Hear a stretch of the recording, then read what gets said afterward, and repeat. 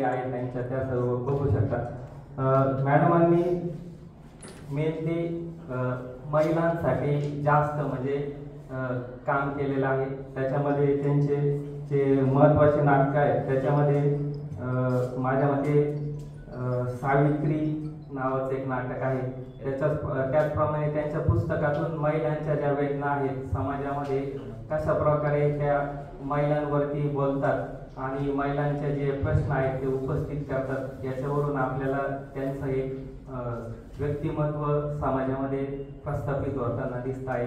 आणि मॅडमांनी खूप चांगल्या लासलगाव कॉलेजमध्ये मॅडमांचं खूप चांगल्या प्रकारे नाव आहे। त्यांनी आतापर्यंत भरपूर ॲक्टिव्हिटीज केलेल्या आहेत। अशा मॅडम आपल्यामध्ये उपस्थित आहेत। त्यांचा सत्कार करण्यासाठी मी आपल्या महाविद्यालयाचे प्राचार्य डॉक्टर M.K. दातीर सर यांना M.K. Deore sir doctor M.K. Deore sir यांना मी आमंत्रित करतो आणि त्यांनी मॅडमांचा पुष्पगुच्छ आणि ग्रंथ देऊन सत्कार करावा।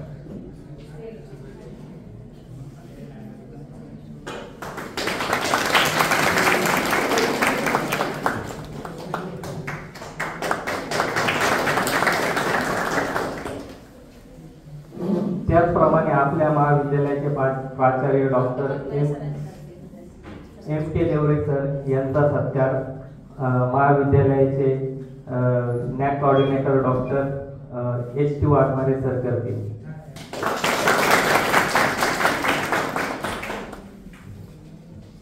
महाविद्यालयाच्या डॉक्टर बाबासाहेब जयकर व्याख्यानमाला याचे कोऑर्डिनेटर डॉक्टर सावंत मॅडम यांचा सत्कार वाघमारे सर करतील।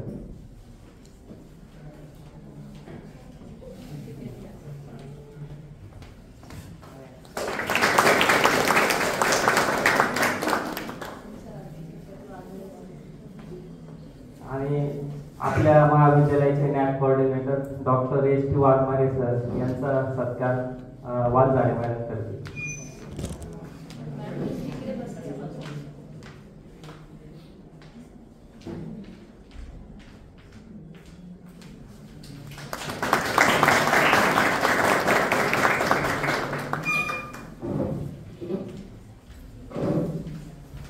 यानंतर मी डॉक्टर प्रतिभा जाधव मॅडम यांना स्टेजवरती आमंत्रित करतो आणि त्यांनी आमच्या विद्यार्थ्यांना मार्गदर्शन करावे अशी मी विनंती करतो।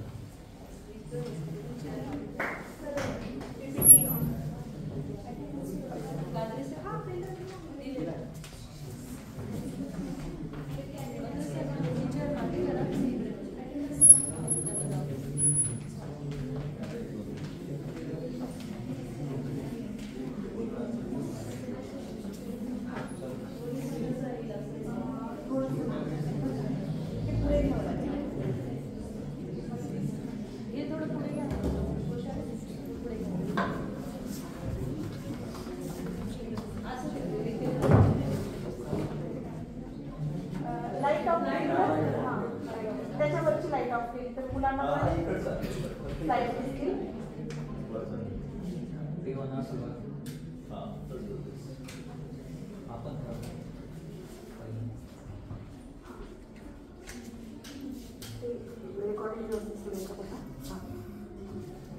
मला मागच्या वर्षी ऐकलेले कोण आहे इथे? मागील वर्षी आले होते मॅडम, तेच विद्यार्थी आहेत का? नाही, सगळे फर्स्ट इयरचे बरं, प्रथम वर्ष कला वाणिज्य आणि विज्ञान। तर आजचा विषय माझा जो आहे तो आहे उत्तम वक्ता होण्यासाठी।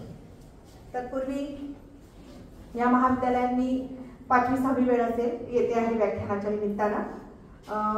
तर या महाविद्यालयाचे नवनिर्वाचित आदरणीय प्राचार्य डॉक्टर देवरे सर, बहिष्यान शिक्षण मंडळाच्या समन्वयक आमची मैत्रीण, फार धडपडे आहेत त्या, धडाडीच्याही आहेत, सावंत मॅडम, भगरे सर धन्यवाद।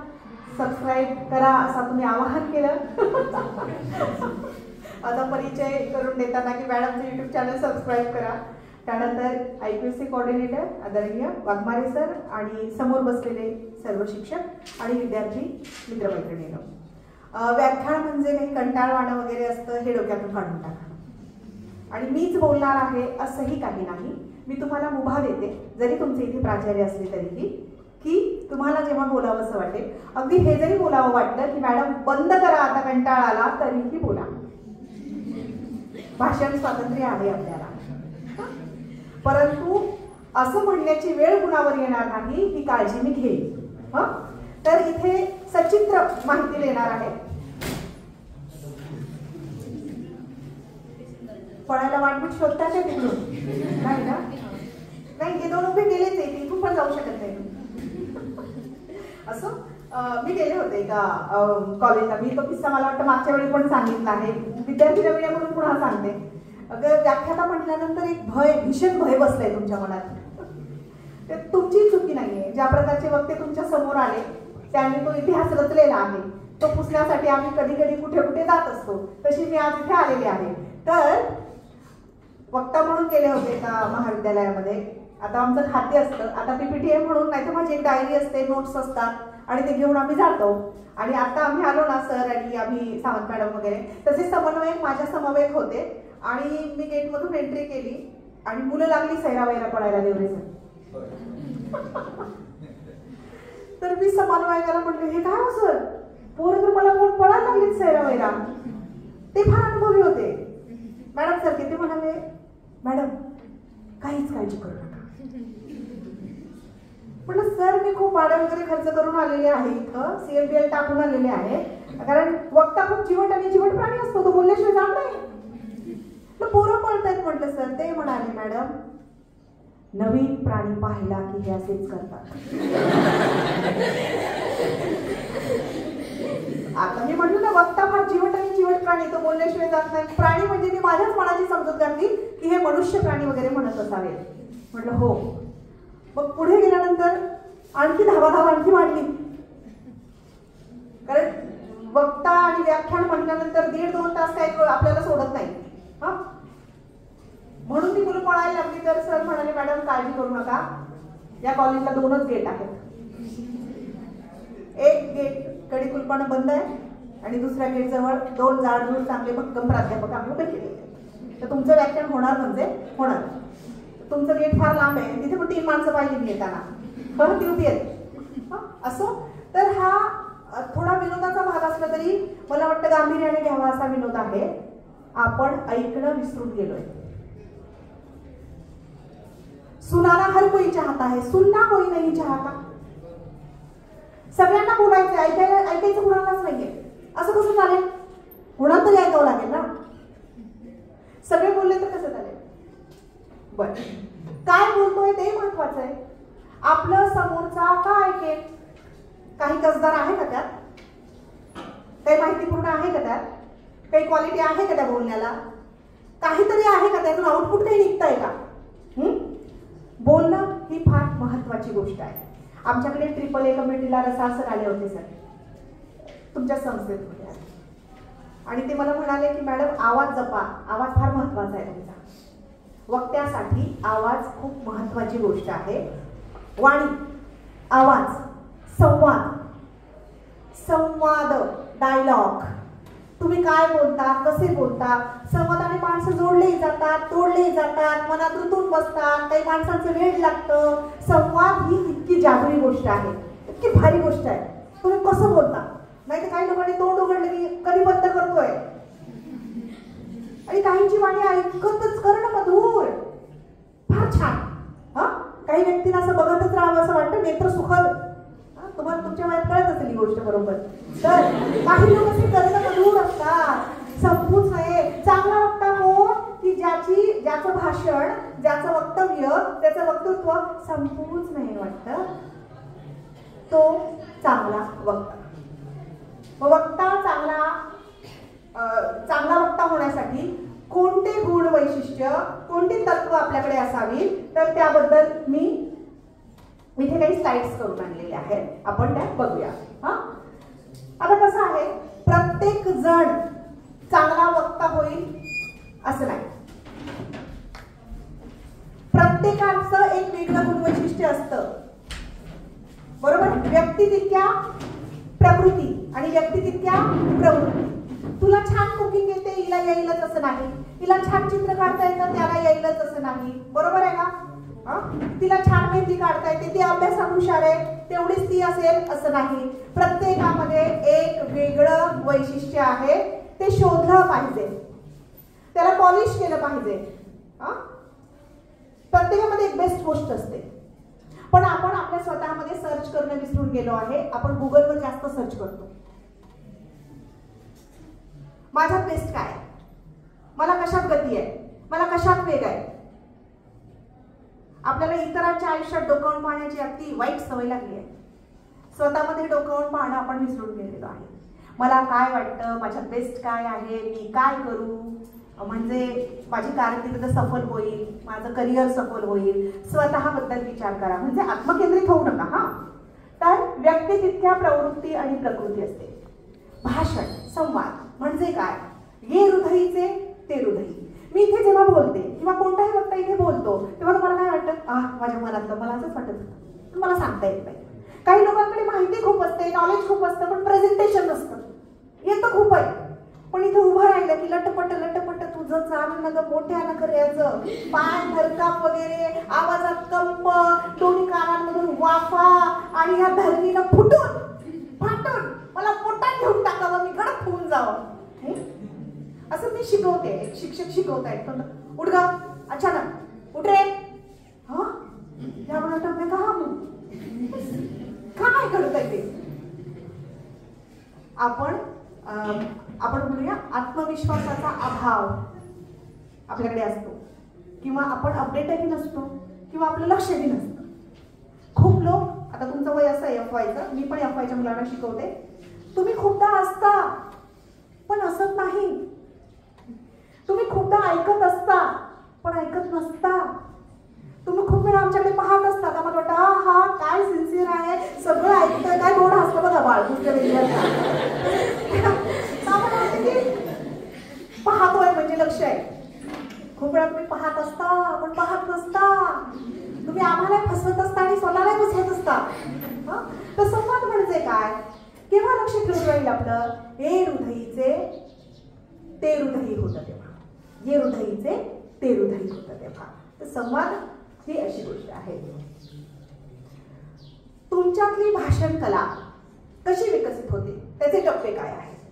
तुम्ही बोलायला शिकता, भाषिक कौशल्य, कलेचे कोण कोण लोक आहेत इथं, विद्यार्थी आहेत. भाषा, मराठी, हिंदी, मराठी, इंग्लिश कोणते आहे. भाषा शिकण्याच्या पायऱ्या कोणत्या, बरं तेही जाऊ द्या, भाषेचे लोकही जाऊ द्या. आपण सगळे कोणत्याही विषयाचे असलो तरी याच पायऱ्यांनी भाषा शिकलेलो आहोत. तुम्ही लहान होता, आम्ही होतो. पहिल्यांदा काय शिकलो आपण भाषेच्या संदर्भात, ऐकणे, श्रवण. त्यानंतर ऐकून तसंच बोलायचो ना, दादा, आंबा, भाता, काय काय काय काय. कानाचे सगळे शब्द. श्रवण, भाषण, त्यानंतर वाचन, आणि चौथी पायरी लेखन, शेवटची पायरी सगळ्यात. ह्या ज्या पायऱ्या आहेत हे कुठे शिकतो आपण, आपल्या घरात, बरोबर. भाषा आपण पहिल्यांदा आपल्या घरात शिकायला लागतो. घर, कुटुंब आणि दैनंदिन जीवन यात आपली भाषिक जडणघडण होत जाते. जितकं स्वच्छ आणि शुद्ध तुम्ही ऐकाल, तो दोन लावते खूप आवाज येतो. राष्ट्रगीत आहे का, राष्ट्र उभं राहू.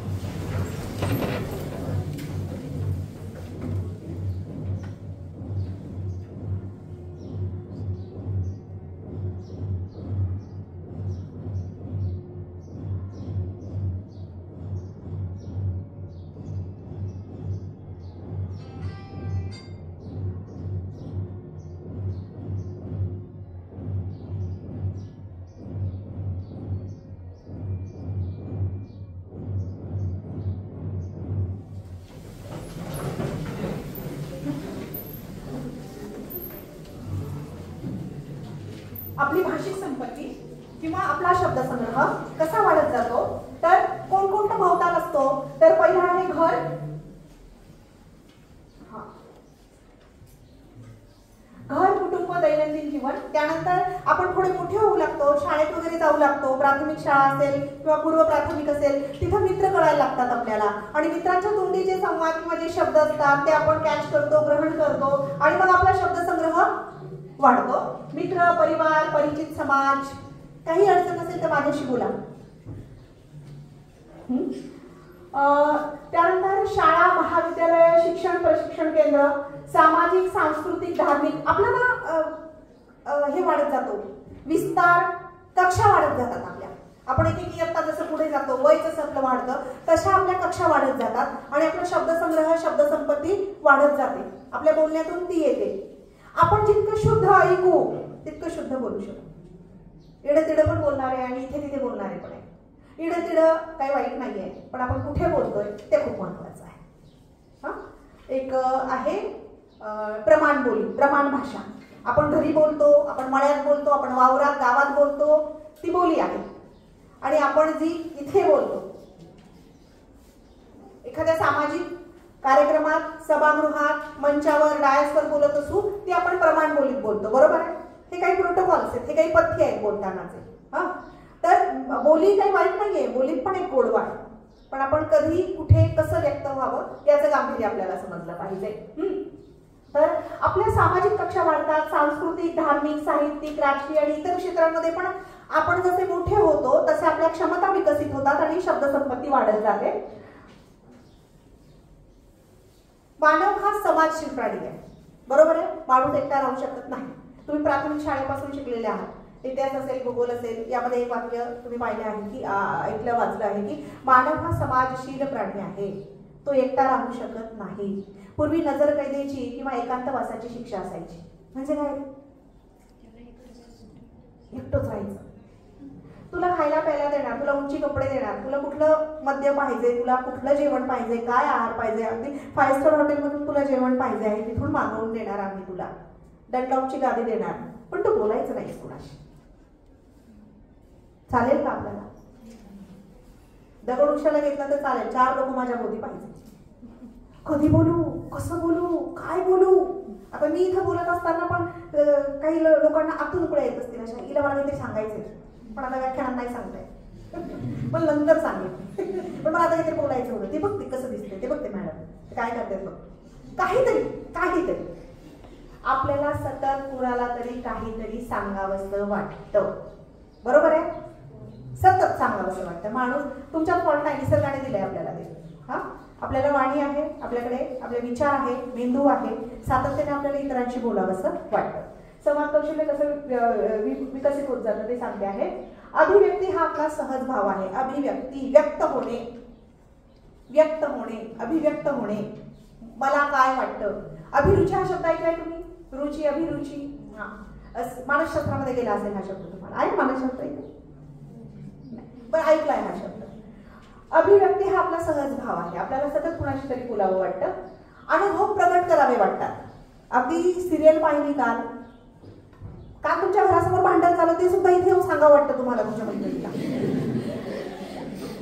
रस्त्यात काय घडलं, एखादा अपघात झाला तर काय झालं, ते 2 गाड्या कशा आल्या समोरासमोर, अगदी रंगवून सांगतो. जशी पिक्चरची स्टोरी सांगतो ना आपण, तो तिला गेली होते. हे सांगतं जेवढं रंगवून. आपला स्थायी भाव आहे. आपल्याला सातत्याने इतरांशी बोलावं वाटतं, काहीतरी सांगावं वाटतं. आणि ते पण स्किल आहे बरं का. तुम्ही हे रंगवून सांगतात ना, त्याला कथाकथन म्हणतात. माहितीये का तुम्हाला? ते भारी आहे. रंगवून सांगता येणं साधी गोष्ट नाहीये. तुम्ही बोलता आणि 4 लोक चिडीत चुप आणि तेही ऐकतायत का? तुमच्यामध्ये स्किल आहे.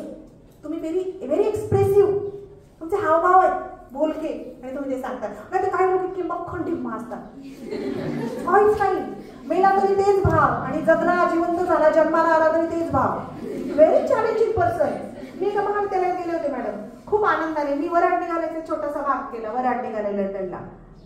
मला वाटलं ते हसण्याचं नाटक आहे. पण पहिल्यांदा त्या प्राचार्यांकडे पाहून वाटलं की नाही, हे वाईट नाटक आहे. आणि नंतर मी गेले, ते दुसरे प्राचार्य बदललेले होते. सर इथे दोन्ही प्राचार्य छान होते. मी खूप चर्चा केली जाते. आणि नंतर मी पुन्हा त्याच महाविद्यालयात गेले. ते म्हटलं ते सर कुठे, खूप टिम्म आहे, मख्ख होते. ते रिटायर झाले. No expression. तुम्ही जिवंत आहात. तुमच्या चेहऱ्यावर हावभाव दिसले पाहिजे.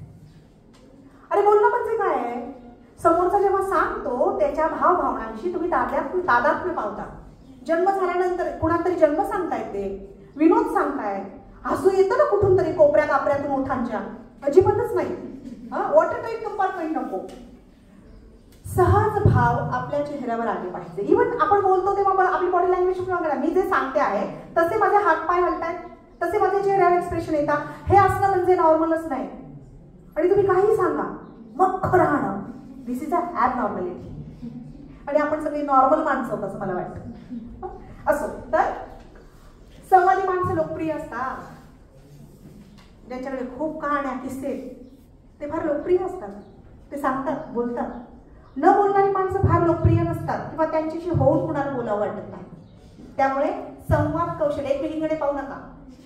संवाद कौशल्य हे विकसित करण्याची गोष्ट आहे. संवादाने जगही जिंकता येतं. ते आपल्याकडे एक म्हण आहे बघा, न बोलणाऱ्याचे काय विकले जातात आणि बोलणाऱ्याचे कुळीदही विकले जातात आणि न बोलणाऱ्याचे गहू विकले जात नाही. हे युग जाहिरातीचे युग आहे. इकॉनॉमिक्सच्या मॅडम बसलेले आहे. मागणी पुरवठा काय काय काय काय भांडवल फार फार कन्सेप्ट आहे त्यांच्याकडे. तर त्या इकॉनॉमिक्स मध्ये तर हे जाहिरातीचे युग आहे. जो दिखता है वो बिकता नहीं. आणि आता असं नाहीये. आमच्या वेळी असं सांगायचे, देवरे सर आपल्याकडे एखादं स्किल असेल तर आपले शिक्षक म्हणजे उठ उठ उठ आणि हे काय लागते काय का उठ इकडे गाणं म्हणते. मॅडम मी छान गाणं म्हणते. हो सर मुख्याध्यापकांना सांगायचे आणि आम्ही लाजत लाजत बसून राहायचो. तो काय होता की आम्हाला माहिती असायचं आपल्यासारखं कोणी नाही. आपल्याला उठवणार, थोडा भाव खाऊन घेऊ किंवा थोडंसं लाजत संकोचत राहायचो ते असायचं. कारण त्यावेळी असे सगळ्यांमध्येच फार स्किल, आणि आता जसं सोशल मीडिया आहे, तुमचं स्किल तुम्ही कोणत्या प्लॅटफॉर्मवर दाखवता, रील्स आणि काय आणि काय आणि काय, तसं काही नव्हतं. त्यामुळे आम्हाला माहितीच आहे आपल्याला पर्याय नाही शाळेमध्ये. तर ते उठ उठ उठ ते 10 मिनिटं तेच चालायचं, उठ उठ उठ. मग मोठ्या मुश्किलने आम्ही लाजत मुरडत इथे यायचो आणि मग ते काय प्रेझेंट करायचो, मग पुन्हा दुप्पट लाजत मुरडत निघून जायचो बाकी. ओके, आता तसं नाहीये. आता तुमच्याकडे जी स्किल असेल ना, तुम्ही उभं राहून सांगायचं, येस सर मला हे येतं, मी करतो. बरोबर आहे, करता तुम्ही. गॅपिंग झालं तुमचा म्हणाले, हे लक्षात ठेवा बरं का. कोणी उठवायला येत नाही आता, आणि तुम्ही उठला नाही ना जागेवर, तुमच्या मागचा पुढचा उठून पुढे जाईल निघून. त्यामुळे आता उठायचं आणि सांगायचं, प्रूव्ह करायचं स्वतःला, मला हे येतं, मला हे करायचंय. सगळे स्वार्थी आहेत, कोणी तुमच्यासाठी काही करणार नाही. आता तुम्हाला उठायचं आणि पुढे यायचंय. असो तर आणखी संवादी माणसं लोकप्रिय होतात आणि संवादाने प्रश्नही सुटतात. संवाद आयुष्यात खूप महत्वाचा आहे. आपण कुणाशी वाद झाला तर ती बोलत नाही, मी कशाला बोलू, आणि समजा संवाद काय बाई तुझी अडचण काय, एखाद्याचा गैरसमज झालेला असतो, एखाद्याचा नात्यामध्ये पण खूप असतं, हे स्टाफमध्ये पण खूप असतं. पण संवाद मोकळेपणाने साधला, तुला काय वाटतं, नाही तू ना तिला असं बोलली, तिने असं मला सांगितलं, तर तथ्य काहीच नसतं. समोरासमोर जर संवाद साधला तर अनेक प्रश्न सुटतात. संवाद हे जाणीव औषध आहे मला वाटतं नाती छान होण्यासाठी. वक्ता होण्यासाठी तुम्हाला काय करायचंय, तर पहिल्यांदा तर तुम्ही ह्या पायऱ्या तर आहेत. बहुश्रुतता मी 3 नंबरला लिहिलंय, ते आधी खूप ऐका.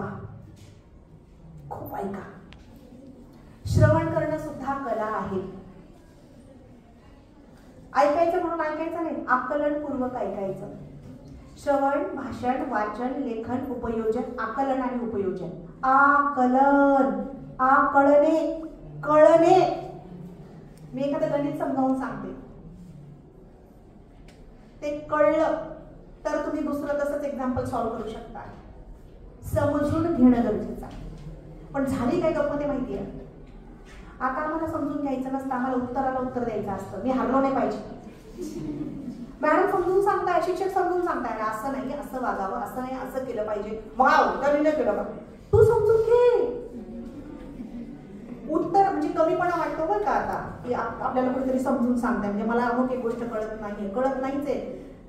उत्तर देण्यासाठी नाही आपल्याला, प्रतिसाद उत्तर देण्यासाठी नाही आपल्याला ऐकायचं आहे, आपल्याला समजून घेण्यासाठी ऐकायचं आहे. आकलन. जी गोष्ट समजलेली असते ती कधीही कुणाला कधीही समजावून सांगता येईल.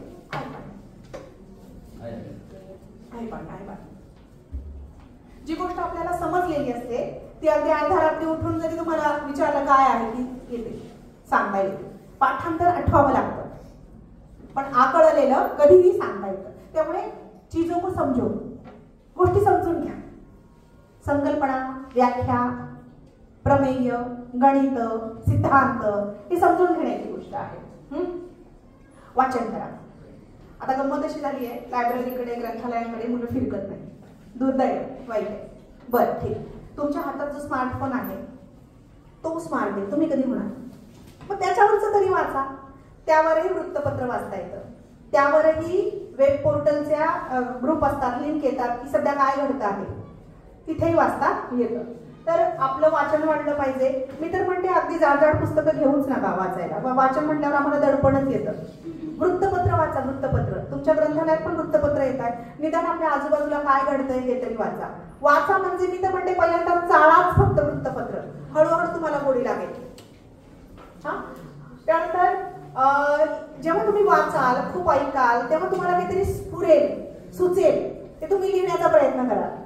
हा, कारण तुम्ही वक्ता म्हणून बोलताना तुम्हाला टिपणं काढून जावं लागतं. ही टिपणंच आहे माझी, मी फक्त स्लाइडवर आणलेली आहे. मी पण कागद घेऊन फिरायचे पूर्वी व्याख्यानाला, टिपणं काढणे, मला काय कशावर बोलायचंय. बरं, तुम्ही एक मुद्दा लिहिता तेव्हा त्या मुद्द्याचं विश्लेषण तुम्हाला करता आलं पाहिजे, ते तुमचं स्किल आहे. मग तो मुद्दा स्पष्ट करताना तुम्ही किती उदाहरणं देताय आणि त्यातली उदाहरणं किती समोरच्याच्या दैनंदिन तुमच्या, माझ्या, आपल्या जगण्यातली आहे, याला महत्व आहे.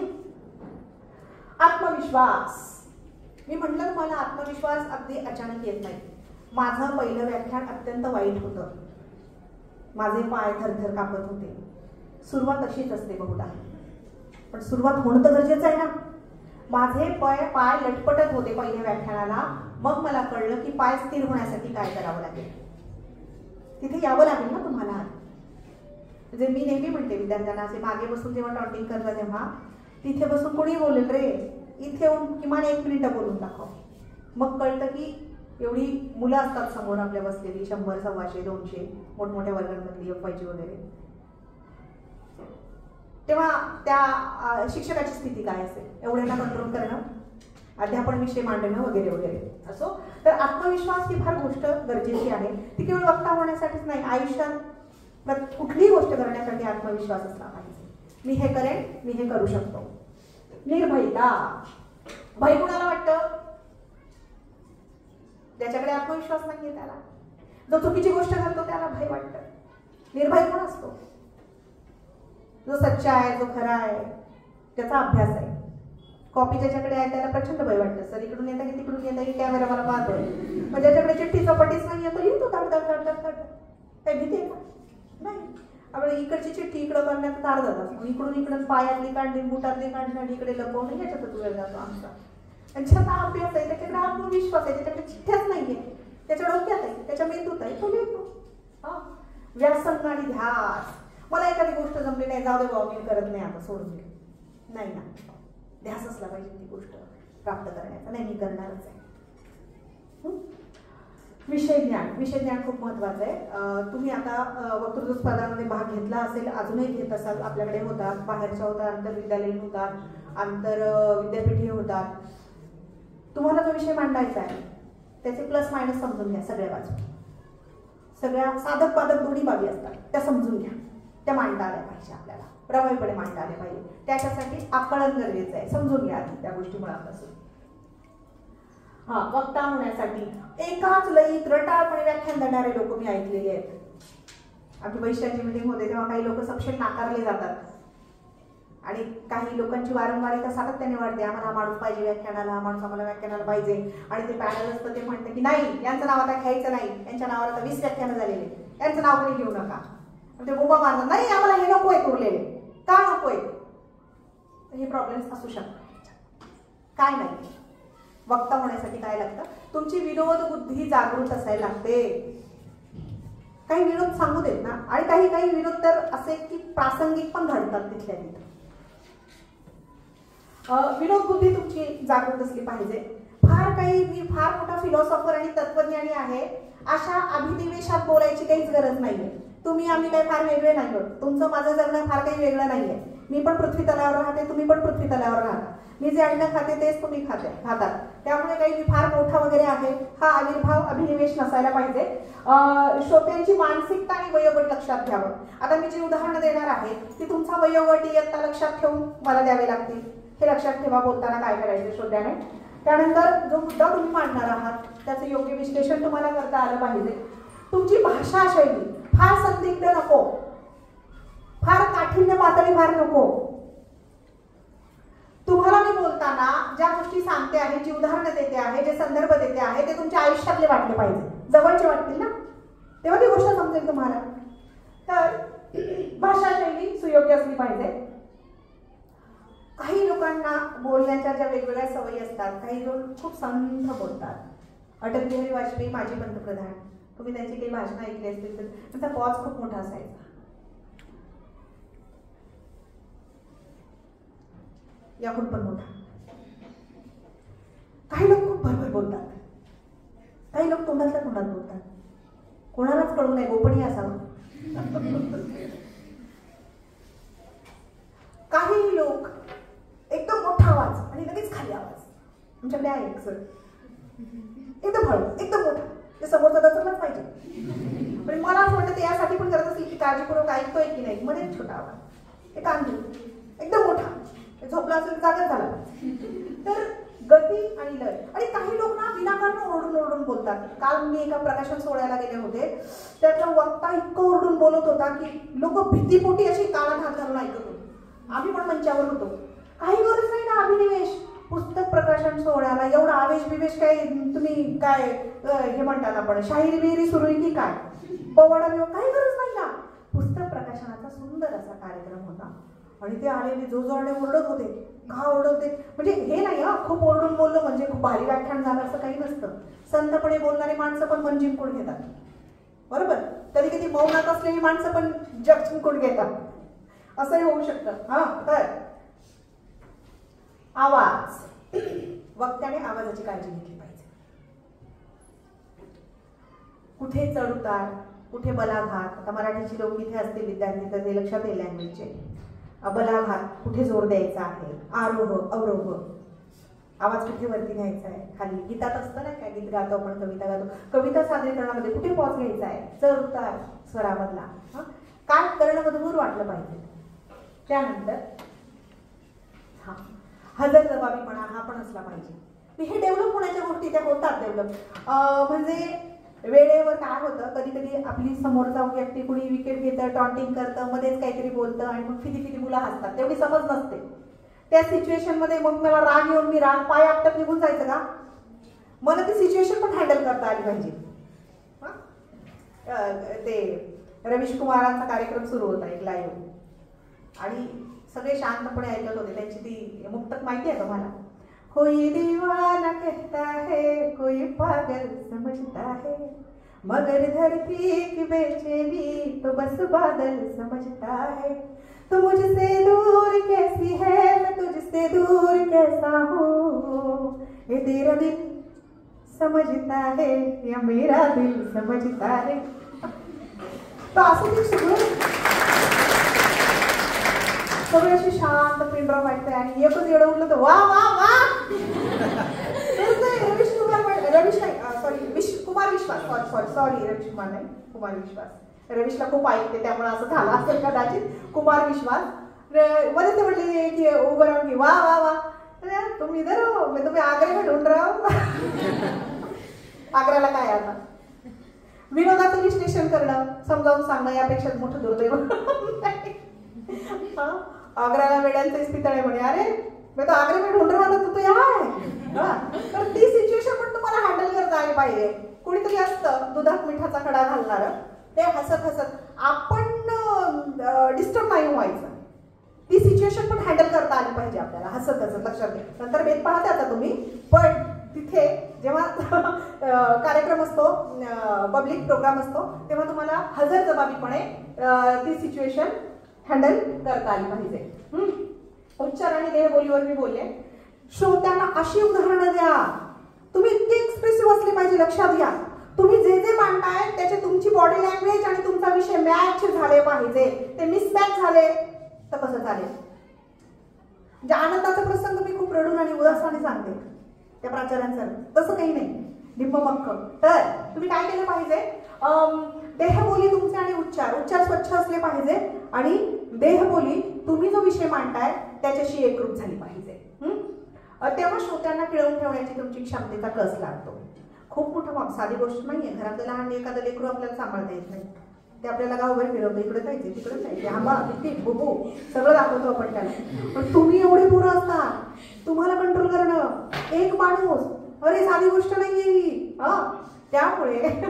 त्यामुळे तुमची मांडणी अशी पाहिजे की तुम्ही समोरच्या श्रोत्यांना खिळवून ठेवू शकाल आणि तुम्ही या हॉलमधून जेव्हा बाहेर पडाल भाषण देऊन, तेव्हा तुम्ही दिलेल्या गोष्टींचा त्याच्या आयुष्यात त्याला वापर करता आला पाहिजे. मी 100 गोष्टी सांगितल्या, त्याच्या 2 गोष्टी जरी तुम्ही घेऊन गेलात बरोबर की हे डेव्हलप करायचं बरं माझ्या, ते फार मोठं अचिव्हमेंट असतं त्या वक्त्याचं आणि श्रोता म्हणून तुमचं पण. माहिती काय, नळी कुंकले सोनारे बघरे सर इकडून तिकडे गेले वारे, काय उपयोग नाही. सकारात्मकता ठेवा बरं का. तुम्ही जेव्हा मांडणी करता, तुम्ही राशी भविष्य वाचता का? मी वाचत नाही, माझा विश्वास नाही. तुम्ही वाचता, तुमच्यातले बरेच लोक वाचतात राशी भविष्य पेपरला आलेले. तुम्हाला वाटतं उगाच तसं घडणार आहे, तुम्ही वाचणार आहे तसंच घडणार आहे. काही लोक वाचून तसं घडवतात, मग काही गमतच आहे.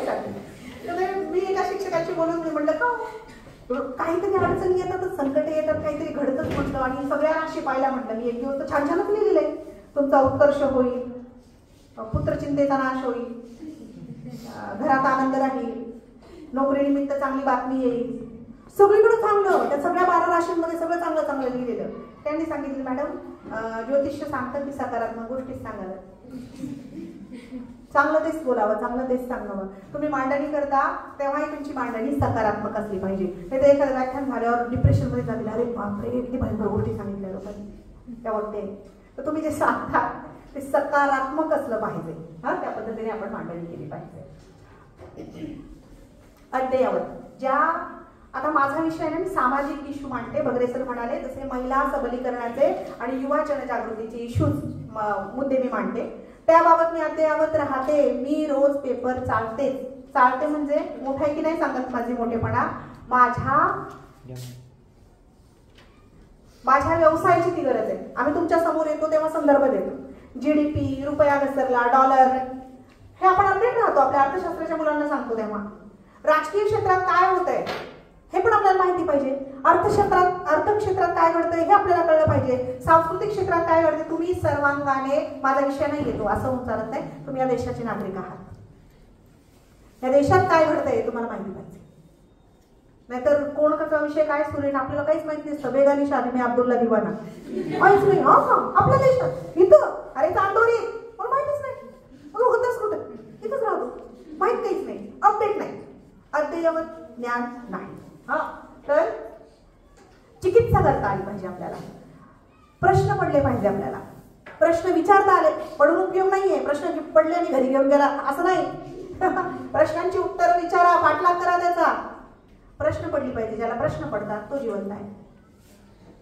बाकी सगळे मुर्देत. मग जिवंत मुर्दे पण असतात, त्यांना प्रश्नच पडत नाही. का, कसं, कुठं, हे जिवंतपणाचं लक्षण आहे. तो जिंदा होतो, फरहान अख्तर म्हणतो तसं. प्रश्न पडले तर जिंदा होतो. विचार. शिक्षण काय देतं आपल्याला? शिक्षण काय देतं आपल्याला? ज्ञान देतं, कार्यकारण भाव, लॉजिक, तर्कबुद्धी, तर्कशुद्ध विचार, विचार विवेक, प्रश्न विचारण्याचं सामर्थ्य. बरोबर का? हीच भीती वाटायची ना पूर्वी की शिक्षण दिलं बहुजनांना तर ते शहाणे होतील आणि प्रश्न विचारतील. म्हणून खूप वर्ष बहुजनांना, बायांना तर नाही, बायांवर आधीच शिक्का मारला होता. या व्याकलच असतात, त्यांना काही कळतच नाही. आम्ही शिकलो तर मग कळलं काय करतो आम्ही. संधी द्यायची नाही, आधीच नाकारायची. समान संधी असेल ना तर माणूस कुठेच्या कुठे जाईल. सामाजिक न्याय ज्याला म्हणतात हे तत्व असो. चिकित्सा आपल्याला करता आली पाहिजे. एखादी गोष्ट समोर ठेवली, अमुक अमुक मूर्ती दूध पिते, चल बाई हार नारळ घेऊ. अशा अगम्य गोष्टी ऐकल्या का तुम्ही? उमराला फुल आले, ऐकले? येतं विज्ञानाचे लोक आहेत तिथं, तुमचे प्राचार्य विज्ञानाचे आहेत. अतार्किक गोष्टी म्हणजे कुणीतरी सांगितलं आणि मी मानलं आणि मी चाललं, मग मी मेंढरू आहे, मी माणूस नाहीये. मेंढर जातात ना एका मागे. ज्याला प्रश्न पडतात त्याच्या उमरा तर अपुष्प आहे ती वनस्पती, त्याला येत नाही फुल. नाही येतं, चल तुला काय करायचंय, आलंय ते कसलं आहे. मग कुठला दुसरा संकर झालेला असतो, तर झाडाशी त्याला दुसरं झाड आलेलं असतं. हे घडलंय माझ्या बालपणी. आणि लोक तिथे हे झालं होतं, तिथे लोक लगेच हार नारळ घेऊन बसले सर त्या घराच्या बाहेरच. लगेच देव बाप्पा वगैरे सुरू झाला. पूजा अर्चा आरती लिहिणारच होते की ते लोक आले लगेच. आणि त्यांनी पाहिलं अंधश्रद्धा निर्मूलन समितीचे की हे दुसऱ्याच वनस्पतीचं झाड आहे, कलम करून लावतो ना आपण, तसं ते झालं होतं, नैसर्गिक झालं होतं आणि ते तसं नव्हतं. तुम्हाला चिकित्सा करता आली पाहिजे, तुम्हाला चिंतन करता आलं पाहिजे. हे असं कसं घडू शकतं. म्हणजे साऊथकडचे सिनेमे असतात ना, त्याला गोळी मारली, मग त्याने हाताने पकडली, तीच मारली समोरचा मेला, आईला काय भारी आहे. हे कसं भारी असू शकतं, यात लॉजिक आहे का कुठं. ती तिसऱ्या मजल्यावरून खाली तिचं बाळ पडलंय आणि ती धावत येते, बाळ अजून हवेतच आहे, ती धावत येते, ती धावत येते, ती 3 मजले उतरून धावत येते आणि तेव्हा बाळाला झेलते. काय भारी आहे. बाळ स्लो मोशन मध्ये पळत होतं का काय, पळत होतं. पण ते आपल्या बुद्धीला चॅलेंज आहे ना, चिंतन आहे ना. ठेविले अनंते तैसेची राहावे, राहावे क्वेश्चन मार्क. चित्तू असं द्यावे समाधान, ते वेगळ्या संदर्भाने म्हटलंय. ठेविले अनंते तैसेची राहावे, चित्ती असू द्यावे समाधान, हे वेगळ्या संदर्भाने.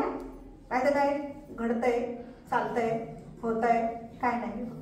प्रश्न पडताय की नाही तुम्हाला, तुमच्या शिक्षणाचा विनियोग काय, उपयोग काय. हा तर हा आणि पुढचा एक खूप महत्वाचा आहे. तुम्हाला स्वतंत्र भूमिका आणि मत असलं पाहिजे. तुम्हाला विचारतात का कधी आई वडील, अमुक एक गोष्ट करायची, शेतात नवीन प्रयोग करायचा आहे, काय वाटतं बाबडे तुला, काय रे पिंटे काय वाटतं तुला. हा होतं का कधी, होतं का. का तर त्यांना वाटतं हे शिकतायत ना, हे शिक्षित आहेत, त्यांना जरा माहिती असेल, नॉलेज असेल. माझा असा प्लॅन आहे. किंवा घरात एखादी नवीन गोष्ट घ्यायची आहे, नवीन काही खरेदी करायची, जागा घ्यायची, घर घ्यायचंय, तुला काय वाटतं, प्लॉट कसा आहे, विचारतं का घरी कोणी. विचारत असेल ना तर फार चांगली गोष्ट आहे. किती लोकांना घरी निर्णय प्रक्रियेत घेतलं जातं, तुमचं मत विचारलं जातं, जेन्युइन सांगा, या दिदीला घेतलं जातं. आणखी व्हेरी गुड. बाकी बघा बघा तुम्ही काय आहात घरात, काय बघा छान. आपलं स्थान काय आहे आणि आपली बुद्धी काय समजतात करते. म्हणजे आपल्याला कुठेतरी दुरुस्त होण्याची गरज आहे, लक्षात घ्या. तुम्हाला तुमची भूमिका आणि मत असलं पाहिजे. म्हणजे मी जाते तिकडे मी संविधान सांगते, मी लोकशाही सांगते, मी सामाजिक न्याय सांगते, ती माझी भूमिका आहे. तुम्ही जाता तेव्हा काय सांगता, तुमच्याकडे सांगायला काय, तुमच्याकडे सांगायला काय. तुमची विचारसरणी कोणती आहे, तुमची विचारधारा कोणती आहे. मनातल्या मनात मांडलेला एखादा पक्ष आहे का, किंवा खरोखर एखाद्या पक्षाचे तालुका बिलुका अध्यक्ष आहे का तुम्ही. जिंदाबाद जिंदाबाद चालले, मॉब चाललाय कोणता. तुमची विचारसरणी कोणती आहे, काय मानता तुम्ही, तुमचं पथ कोणता आहे, तुमचा मार्ग कोणता आहे. लक्षात घ्या. काही लोक येतात बघा, हा तो खूप हुशार आहे, त्याचं मत घेऊन तो बरोबर आपल्याला गायडन्स करेल. किती विश्वास असतो ना, का त्याची इमेज तशी बिल्ड केली त्याने. हु आर यू. तुमच्याकडे येतं का असं कोणी विचारायला, का टाळून निघून जातं, किती येडं येते त्याला काय कळते, चल इकडून. असं होतं का. येतात का 4 लोक तुम्हाला विचारायला, हे बघ असं असं असं आहे, तुला काय वाटतं, तुझ्याकडे येतात. Very good. तुमची इमेज तयार करा आधी, इमेज बिल्डिंग. ह्या इमेज तर फोटो खूप काढतो आपण, त्या नाही म्हणत. फोटोची मेमरी संपेपर्यंत तुमची वैचारिक लेवल काय, तुमचा वैचारिक स्तर काय, तुमच्या क्षमता काय वैचारिक, तुमची आयडेंटिटी काय समाजात. तुम्ही अमुक अमुकचे, तुझं नाव काय. येस युजर की. हा हा वैष्णव मोगरे. वैष्णव मोगरे. मोगरे. सिरियस नको, मी उदाहरण देते फक्त. वडिलांचं नाव काय. संपत मोगरे. हा मग संपत बाबांचा मुलगा असं तुला ओळखतात. हा नाही, तो पण नावाने अनिल मोगरे नावाने ओळखतात. बरं, आणि तो पण नाव घेऊ आपण, तर तो पण नावाने अमुक अमुकचा मुलगा म्हणून. पण जेव्हा तुझी एक इमेज बिल्डिंग होईल तेव्हा तुझ्या नावाने तुझ्या पप्पांना ओळखलं जाईल. काय भारी ना, काय भारी फिलिंग आहे ना. तुमच्या नावाने तुमच्या आई वडिलांना ओळखलं जाईल, भारी आहे ना. आणि भारी मोठं काम केलं तर चांदोरीला पण तुमच्या नावाने ओळखलं जाऊ शकतं, नाशिकला सुद्धा. इमेज तयार करा, स्वतःची डेव्हलप करा. म्हणजे मला तर नेहमी असं वाटतं सावंत मॅडम, भीड में चलना मंजूर नाही था मुझे. माझ्याकडे जे तोडकं मोडकं माझं स्किल आहे ना ते माझं आहे. मी उसनं नाही घेतलं, चोरी नाही गेली, ते माझं आहे. छोटी मोठी जी आयडेंटिटी आहे ती माझी आहे. भीड में चलना मंजूर नाही था मुझे. मी माझी वेगळी वाट चोखाळली. बायका एक पात्री खूप कमी करतात, एक पात्री नाट्य कलाकार खूप कमी आहे. एकच माणूस सगळ्या व्यक्तिरेखा करतात. म्हणजे बाप माणूस लक्ष्मण देशपांडे 52 पात्र वगैरे करायचे. मग मला तेव्हा वराड निघाले लंडनला, तुम्ही पाहिला असेल. तर मला फार गंमत वाटायची, पण महिला नाही करत असं. मी महिला करायच्या काय, त्यांचंच नाटक करायचं, तेच नाटक. मग मला वाटलं की महिलांनी एक पात्र प्रयोग केला पाहिजे असं मला वाटतंय, तर मीच का करू नये. मग मी ते सुरू केलं. मी सावित्री बोलते, मी जिजाऊ बोलते, मी अरुणा बोलते. हे एक पात्र प्रयोग मी करायला लागले. माझी वेगळी आयडेंटिटी आहे, छोटीशी आहे पण ती माझी आहे. माझ्यासारखं कुणी नाहीये, मी कुणासारखी नाहीये. आपल्याला सलमान सारखं व्हायचं असतं, शाहरुख सारखं व्हायचं असतं, पण तुमच्यासारखं कुणाला तरी व्हावं वाटेल असं होऊ ना. पण किती भारी आहे ना हे. तुमचं उदाहरण दिलं पाहिजे कोणतरी. हा तसं बघ, हा तसं होतं आपल्याला. शेजारचं बाळा बघ किती अभ्यास करतो, तू ध्यान असं होतं. घरचे ना शेजारच्याशी कम्पॅरेटिव्हली आपली तुलना करतात आपली शेजारच्याशी. तेवढे हुशार नसतो आपण खरं तर, त्याने अभ्यास करावा म्हणून आपलं उदाहरण असतं. पण आपण आपली इमेज छानपैकी तयार केली पाहिजे. निरीक्षण क्षमता असली पाहिजे बाळांना तुमची. निरीक्षण करा, तशाच गोष्टी स्वीकारू नका. हा काय होते सर, झाल्यासारखं तुमच्याकडे. तुम्ही बघा, तोपर्यंत मी सांगते स्लाइड. सभाधीटपणा असला पाहिजे. सभाधीट म्हणजे सभेला उद्बोधून सांगताना तुमचे पाय घट्ट रोव, मला काय सांगायचंय, तुमचा थरकाप केव्हा होईल, तुम्हाला भय केव्हा वाटेल, तुमची काहीच तयारी नाही तेव्हा. तयारी असताना पण होऊ शकतं. सराव ही गोष्ट फार महत्वाची आहे. एकदम मोठ्या मंचावर येऊ नका. गावात जा, तुमच्या गावात छोटे कार्यक्रम होता, वर्गातले कार्यक्रम, वर्गात छोटे छोटे वेलकम पार्टी होते, तुमची सेंड ऑफ होतो, बरोबर. छोट्या छोट्या कार्यक्रमात आम्ही तुम्हाला संधी देतो, आम्ही कोपरे कोपरे पकडतो, लाजत बुजत बसतो. ती संधी आहे पहिली. कदाचित तुमच्यात खूप चांगला वक्ता दडलेला असेल, पण तुम्ही समोर तर आलं पाहिजे ना. आणि कधी कधी असं होतं गॅदरिंगला, मला वाटतं माझा आवाज फार बसायला आहे म्हणून मी येतच नाही सगळ्यांसमोर. कोणीतरी फोर्स करतं, टोचतं, ढकलतं अपघाताने का होईना मी पुढे जातो गातो, तर मग मला कळतं अरे मीच भारी आहे. अपघाताने का होईना कळतं. येऊ द्या तुमचं स्किल बाहेर येऊ दे. लाजूच नका तुम्ही, संकोच वाटू देऊ नका. कदाचित या वर्गात तुम्हीच बेस्ट असणार आहे त्या बाबतीत, लक्षात घ्या. पण आपल्याकडे संकोच खूप आहे, भीती, भय. ते हसतील का मला आणि ते चिडवतील का मला, अजिबात नाही. तुला जेवढं येतं तेवढे त्याला किंवा तिला येत नाही, लक्षात घ्या. तर ही भीती आधी मनातून काढून टाका. त्याशिवाय तुम्ही सभाधीट होऊ शकत नाही. तुमच्याकडे कल्पकता पाहिजे. तुम्ही काय प्रेझेंट करता. आता मी सुरुवात केली, एका किस्स्याने सुरुवात केली, मुद्दामूनच सांगितली.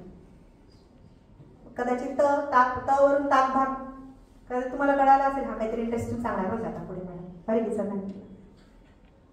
तुमच्याकडे कल्पकता असली पाहिजे. तुम्ही जे प्रेझेंट करता आहात, श्लोक सांगा, संदर्भ द्या, पुस्तकांची नावं सांगा, किती भारी आहे.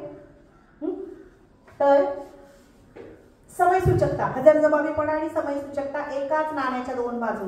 वेळेवर काही झालं, आता मी एक दोन कार्यक्रमात उभी होते आणि मुख्य जे अतिथी होते, मी पण प्रमुख अतिथी होते, पण त्यांच्या हस्ते ते कार्यक्रम होणार होता प्रकाशन, ते उशिरा आले आणि माझं भाषण सुरू झालं आणि मग सगळेजण तिकडे वळून बघू लागले, कांटा उकारले की आता हे आलेले. आता मी म्हटलं परत मी बसायचं, पुन्हा सूत्रसंचालक ताबा घेईल याचा आणि मग पुन्हा येणार मी किंवा येते की नाही, मग आता तेच येतात डायरेक्ट माईकवर, म्हणून मी परस्परच करून टाकलं. अमुक अमुक साहेब आलेले, त्यांचं आपण सगळ्यांनी स्वागत करूया, त्यांचं सरकारी अन्यायाने करावं असं मी विनंती करते आणि माझं भाषण कंटिन्यू करते. मी माझी जागा वाचवली कारण लिंक लागली होती समोरच्याची. आपल्याकडे समयसूचकता असली पाहिजे. एकाग्रता, कॉन्सन्ट्रेशन हे फार दुर्मिळ झालंय. मी आत्ता अलीकडेच एक संशोधन ऐकलं सावंत मॅडम. आपण रील बघतो, सातत्याने रील स्क्रोल करत जातो, इतकं ऍडिक्ट होतं. जसं लोक व्यसनाधीन होतात ना, चरस, गांजा, फुदारू, तसं हे ऍडिक्शन आहे, ते पण व्यसन आहे. आपण सातत्याने रील बघतो, नवीन नवीन स्क्रोल करत जातो, मध्येच हसण्याचा रील, मध्ये दुःखाचा रील, मध्येच विरहाचा तो धोका देऊन पुढे हसण्याचा. आपले भावनिक चढउतार किती होत आहेत तुम्हाला कळतंय का? तुम्ही तुमच्या मेंदूशी तुमच्या भावनांशी किती खेळताय, किती व्हरायटी येते त्याच्यात. स्क्रोल करत जा, सेंड करत जा. कोणी पाहू न पाहू, सेव्ह करून ठेव. असंच मला पण करायचं. मला काय म्हणायचंय, एकाग्रता राहिली नाहीये. एक अख्खं पुस्तक 15 पानं, मी 25 म्हणत नाही, 100 म्हणत नाही, एक अख्खी सलग नोट्सची 5 पानं वाचावी एवढी एकाग्रता आपली नाहीये आता. बघू बरं व्हॉट्सअपवर काय आलं का, बघू फेसबुकला किती लाईक आले, इन्स्टाला कोणी शेअर केलं. एकाग्रता आहे का आपल्याकडे? नाहीये. एकाग्रता मांडली पाहिजे. सुटसुटीत आकर्षित मांडणी करा. हा वक्ता तो चांगला जो वेळेत भाषण संपवतो. इतके पाल लावत बसतात, इतके पाल. मॅडम आपल्याला किती वेळ झालाय? मॅडम तुम्ही त्याच कॅटेगरीत चाललंच आहे. येऊ आपण शेवटाकडे. किती स्लाइड आहे? येते का साईड? 14 स्लाइड आहे साधारण. हा तर तो वक्ता चांगला जो वेळेत भाषण संपवतो. तो वक्ता फार वाईट जो पाल लढच लावतो. म्हणजे काही लोकांची टेंडन्सी अशी असते मॅडम, ज्याच्या हातात माईक त्याचंच ऐक, देतच नाही.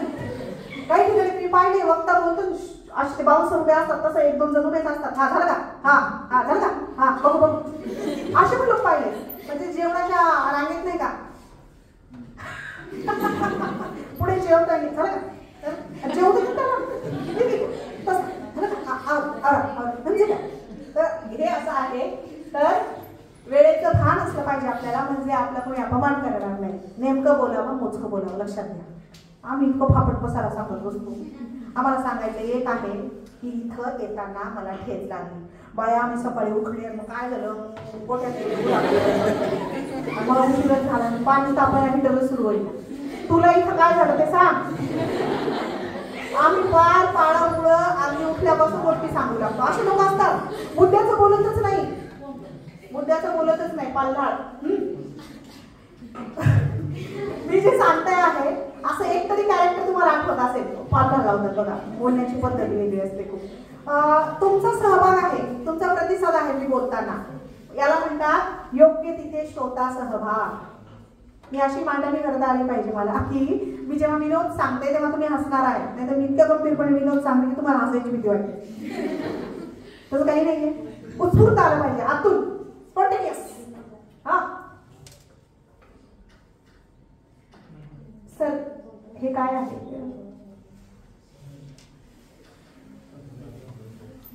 हा तुम्ही जेव्हा बोलतात म्हणजे फार पुस्तकी वाटायला नको, ते अनौपचारिक वाटायला पाहिजे. आपल्याच आयुष्यातले उदाहरण आहे. सहज तुम्ही प्रतिसाद देता. मी सांगते तुम्ही जितका प्रतिसाद द्याल तितकी मी खुलत जाईल आणि सांगेन. तर तो औपचारिक संवाद वाटता कामा नये, अनौपचारिक संवाद वाटावा. इतकं सहज बोला. काय हो सर, इथे स्लाइड पुढे जात नाही, वरती आहे का?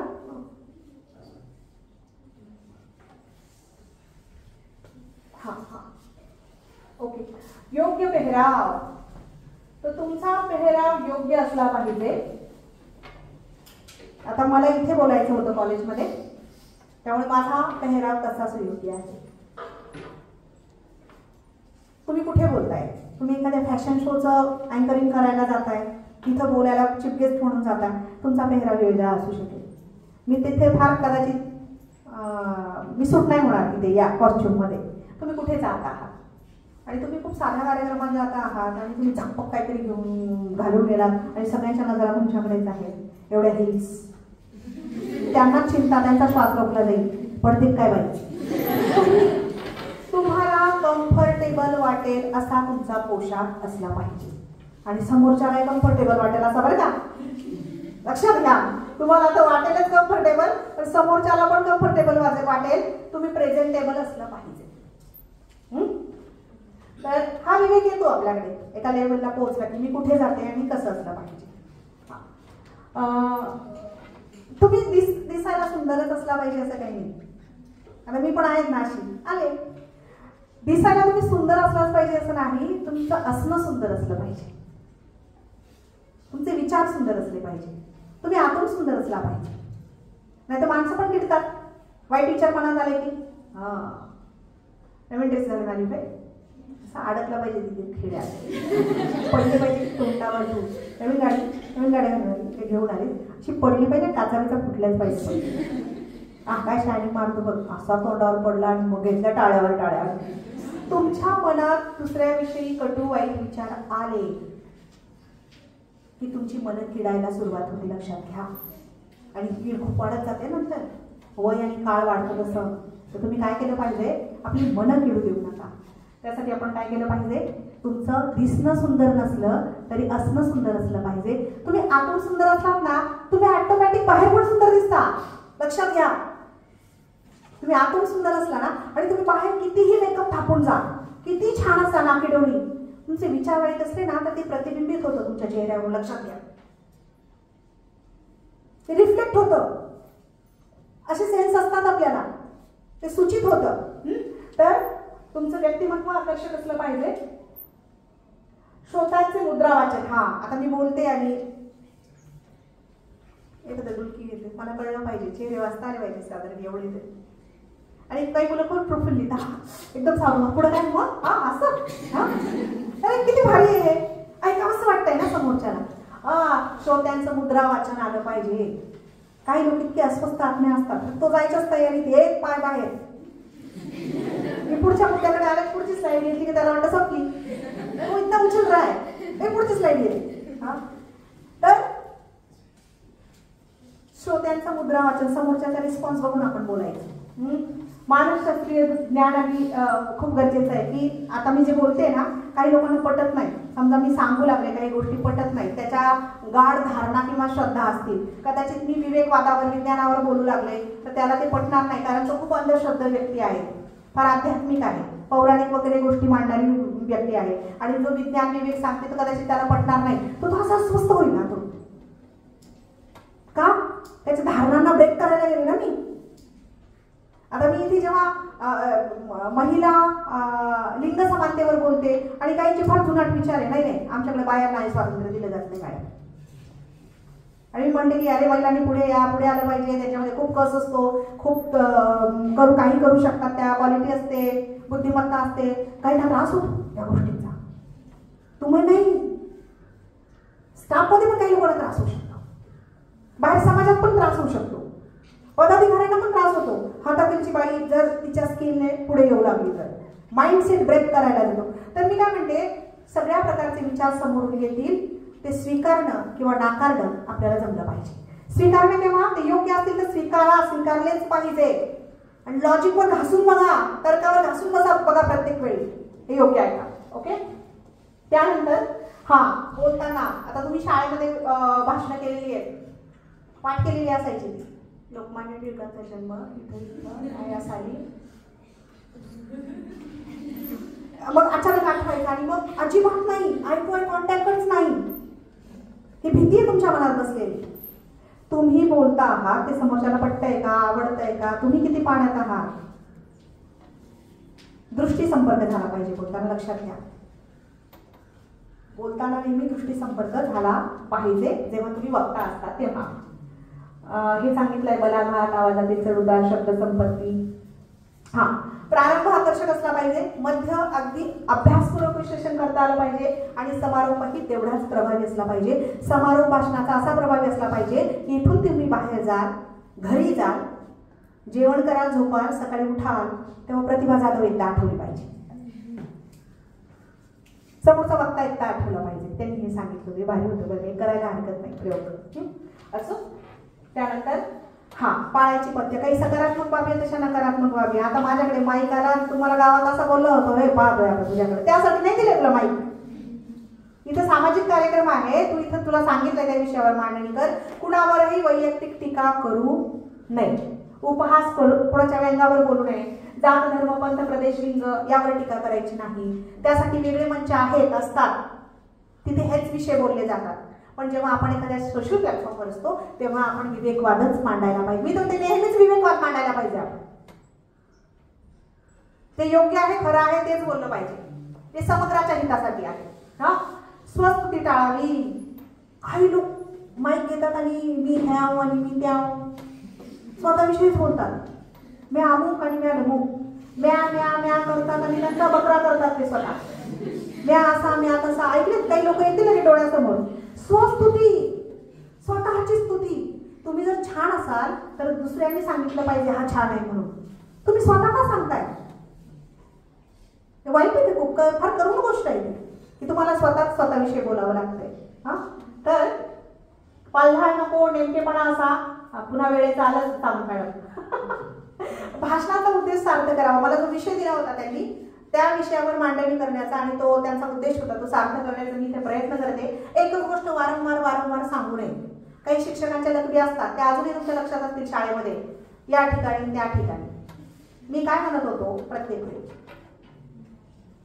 म्हणजे आमच्या नात्यातली एक व्यक्ती होती ती, तिला आठवलं बघ, तिला लगेच अमुक सर मॅडम आठवलं.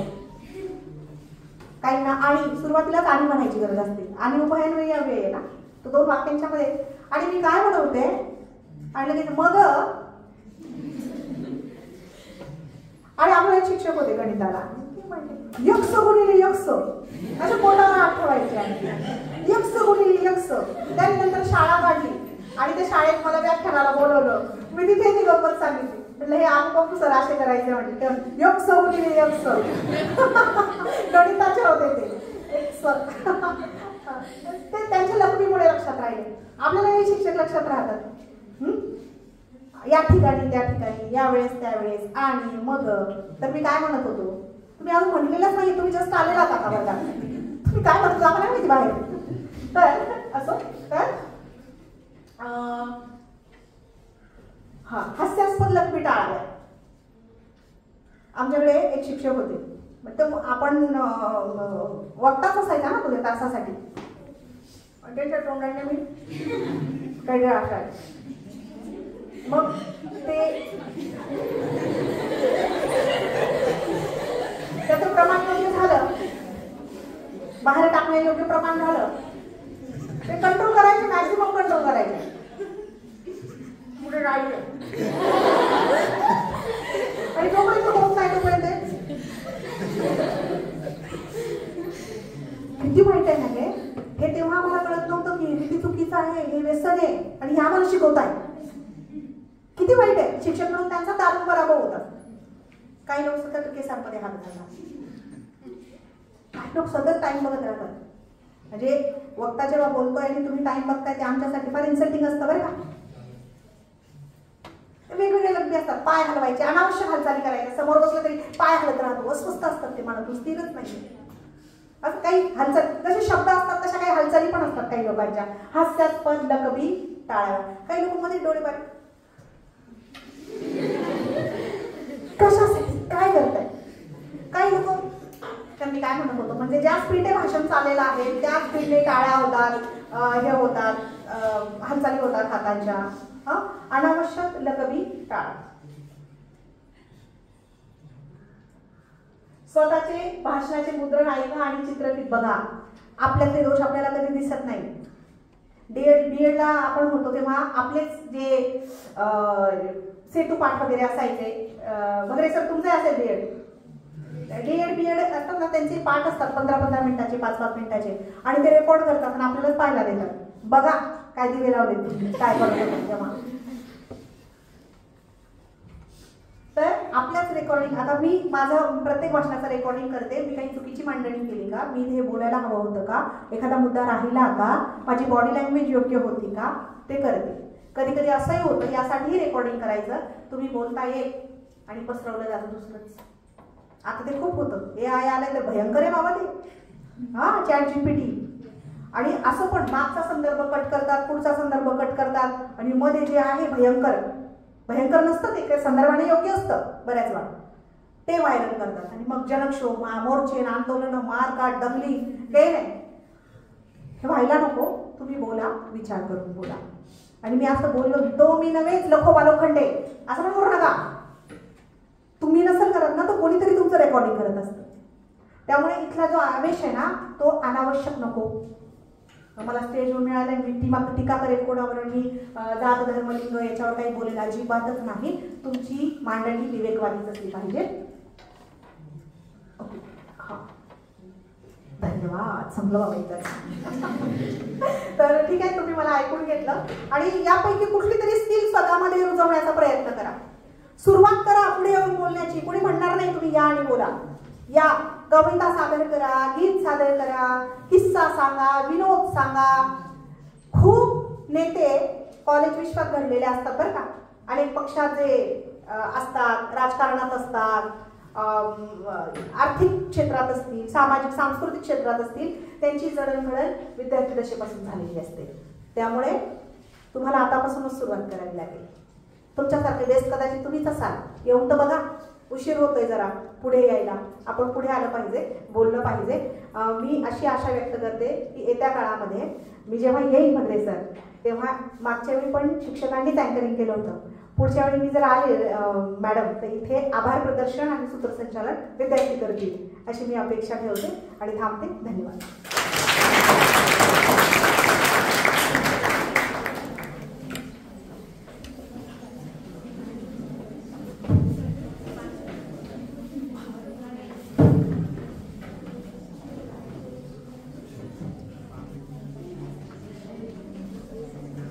मॅडमांनी आपल्याला खूप चांगल्या प्रकारे मार्गदर्शन केले आहे आणि त्यांच्या मार्गदर्शनातून मला एकच म्हणजे कुमार विश्वास यांची एक कविता आठवते.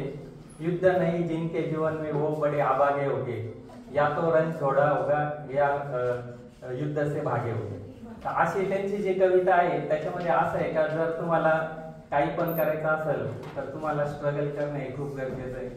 आणि दुसरी गोष्ट अशी का मॅडम, मी ह्या सगळ्या विद्यार्थिनी आणि विद्यार्थ्यांतर्फे तुम्हाला एक वचन देतो का आमचं जर गॅदरिंग होणार आहे तर हे सगळं असं उत्स्फूर्तपणे या ठिकाणी या गॅदरिंगमध्ये सहभागी होतील आणि चांगल्या प्रकारे त्या गॅदरिंगचा आस्वाद घेतील असं मला वाटते. यानंतर मी तुम्हाला एक असं छोटंसं उदाहरण देतो. हॅरिसन फोर्ड नावाचा जो हॉलिवूडचा ऍक्टर होता, तर त्यांनी त्याच्या इंटरव्ह्यू मध्ये सांगितलं का त्याला खूप स्टेज फिअरिंग होतं. म्हणजे इतकं स्टेज फिअरिंग होतं का अक्षरशः मॅडमनी जसं सांगितलं का जमीन फाटून जावं, मी त्याच्यामध्ये जावं, ह्या प्रकारचा तो व्यक्ती होता. आणि तो हॉलिवूड मधला एक मोठा कलाकार झाला आणि त्याचे पिक्चर तुम्ही बघा का त्याची ऍक्टिंग काय. म्हणजे एक आपण जे मॅडमनी राहिलं जसं आपल्या समाजामध्ये म्हणजे कसं असतं, वरच्या लोकांचा एक आपल्यावरती एक असतो का तुम्ही नाही का आमच्या याच्यात राहा, आणि त्याच्यामुळे कोणी जास्त डेअरिंग करत नाही, विशेषतः मुली. त्याच्यामुळे त्या घाबरतात आणि त्याच्यामुळे त्या मागे राहतात. तर हे सगळं सोडून तुम्ही नक्कीच पुढे याल अशी मी आशा व्यक्त करतो. आणि यानंतर या प्रोग्रामचे आभार प्रदर्शन करण्यासाठी मी प्रोग्रामचे कोऑर्डिनेटर आपल्या महाविद्यालयामध्ये डॉक्टर प्रतिभा जाधव मॅडम या उपस्थित राहिल्या आणि विद्यार्थ्यांना खूप चांगल्या प्रकारे मार्गदर्शन केले. त्याचप्रमाणे महाविद्यालयाचे प्राचार्य डॉक्टर M.K. दातीर सर, या M.K. देवरे सर, त्याचप्रमाणे M.K. दातीर सर, त्याचप्रमाणे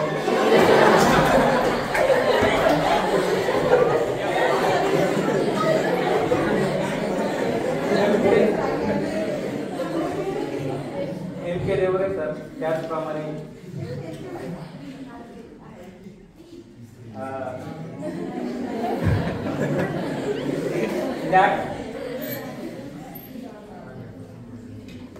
त्याचप्रमाणे वाघमारे सर आणि सर्व टीचिंग नॉन टीचिंग स्टाफ या ठिकाणी उपस्थित राहिले, त्या सर्वांचे मी आभार मानतो. आणि मॅडम पुढच्या वेळेस परत आपल्याकडे येतील आणि अशाच प्रकारे चांगलं व्याख्यान देतील हे मी त्या ठिकाणी तुम्हाला आश्वस्त करतो. आणि